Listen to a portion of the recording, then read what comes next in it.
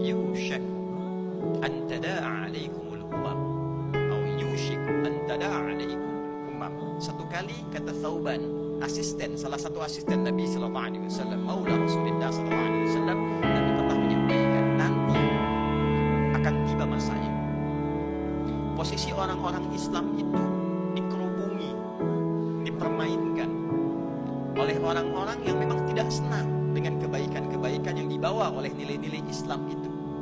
Kedamaian, ketentraman, keadilan semesta, kebaikan, toleransi yang tinggi. Kama tada'al akalatu ala qasa'atiha. Sebagaimana orang-orang itu berkerumun memperebutkan makanan. Orang lapar dapat piring makanan dikerubut tuh. Nah, ada posisi orang Islam itu nanti diperebutkan demikian. Ada aliansi-aliansi besar, kekuatan-kekuatan besar melihat orang Islam, tempat di mana orang Islam tinggal yang mayoritasnya Muslim atau negara Islam, pokoknya nggak boleh berkembang. Ini jadi objek saja. Qala qailun amin qillatin bina yauma idzin ya Rasulullah. Ada yang menarik. Satu sahabat bertanya, "Ya Rasulullah, apakah jumlah kita sedikit pada waktu itu?" Sampai-sampai orang mudah mempermainkan itu orang-orang Islam. Bukan sebatas Muslimnya, bukan. Tapi kayak nggak punya nilai. Tidak punya pengaruh, nggak punya karisma. Dipermainkan orang. Tidak punya harga diri. Nilai-nilainya tidak tampak dalam kehidupan. Apakah karena sedikit, kata Nabi? Bal antum yawma idzin katsir atau kama qala sallallahu alaihi wasallam. Walakinnakum gutha'un ka gutha'is sayl.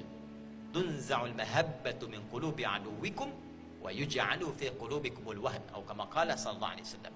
Tapi justru jumlah kalian waktu itu akan banyak, kata Nabi, gak sedikit, banyak. Cuma sayangnya terpecah-pecah seperti buih di lautan. Ya, ada ombak kena karang, puff, pecah jadi buih, jadi buih, jadi buih, pecah.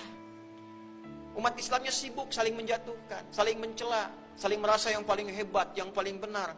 Pengajian ini merasa lebih unggul, yang ini merasa lebih hebat. Yang teman satu sesama Muslim ada kesalahan sedikit dijatuhkan.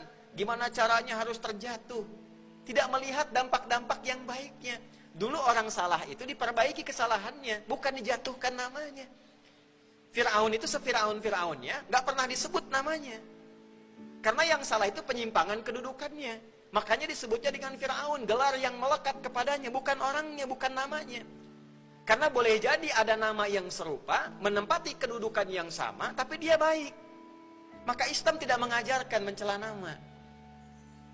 Karena boleh jadi ada orang dengan nama yang sama, dia tidak melakukan perbuatan serupa. Kalau ada orang salah, dikoreksi kesalahannya dengan cara yang baik, bukan dijatuhkan orangnya.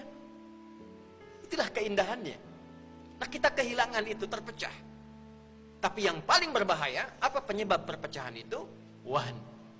Apa wahn itu? Kata Nabi, "Wamal wahnu ya Rasulullah?" Kata sahabat, "Apa itu wahn ya Rasulullah?" Kita tutup dan akhiri, hubbud dunya wa karahiyatul maut.